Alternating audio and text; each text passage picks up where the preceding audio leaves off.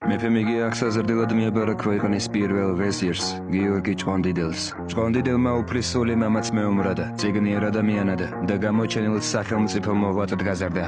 16 წლის იყო, როცა ლიხის მთის ძირში მოსახლეობის დამცავი რაზმები შექმნა და თავად ჩაუდგა სათავეში. ისინი მოულოდნელად თავს ესხმოდნენ საქართველოში დაბინავებულ თურქ-სელჩუკებს, რომლებიც შიშის გამო ქვეყნიდან გარბოდნენ, ხოლო ადგილობრივი ქართველები სახლებში ბრუნდებოდნენ. მან სრულყოფილი გვარდია დაარსა. ეს იყო 5000 კაციანი მონასპა, რომელიც მეფის მიერ ტყვეობიდან გათავისუფლებული პირებისგან შედგებოდა. მან ასევე გააძლიერა მცდოვართა ინსტიტუტი, რომელსაც უშიშროების ფუნქცია ჰქონდა.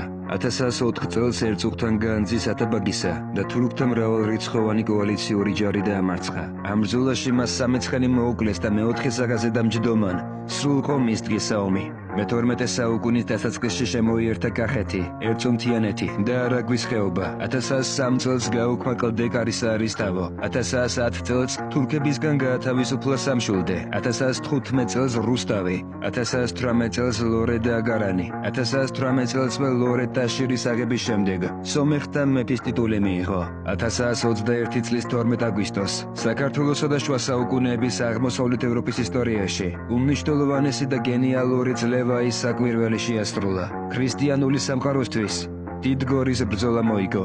400 წლიანი პაუზის შემდეგ თბილისი კვლავ ქვეყნის დედაქალაქი გახადა. 1123-1124 წლებში ილაშქრა შირვან შაჰის წინააღმდეგ და მის ციხესიმაგრეებში თავისი მეომრები ჩააყენა.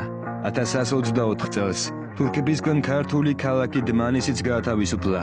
იმავე წელს დაიხსნა სომხური ქალაქი ანისი, რის შემდეგაც შაჰან შაჰის ტიტული მიიღო. იმავე წელს დარუბანდის სამთავროც აიღო. მე-12 საუკუნის დასაწყისში გელათში დაარსა აკადემია და ქსენონი. მის სახელს უკავშირდება ქვეყანაში გზების, ხიდების, სასტუმროების, ანუ ძველებურად ფუნდუკების მასობრივი მშენებლობა. ქალაქებში გაიხსნა სახელოსნოები, დაიწყო ეკლესია-მონასტრების მასიური მშენებლობა, ქალაქების განვითარება და აღმშენებლობა. როდესაც 16 წლის ასაკში მტრისგან განადგურებულ ქვეყანას იბარება და მემკვიდრეებს რეგიონის უძლიერეს სახელმწიფოს უტოვება, არც ერთ ბრძოლაში არ მარცხდები და ქვეყანას სააღმშენებლო მოედნად აქცევ. შენ არ ხარ უბრალოდ ქართველთა გამორჩეული ხელმწიფე. შენ ხარ დავით მეოთხე, აღმაშენებელი.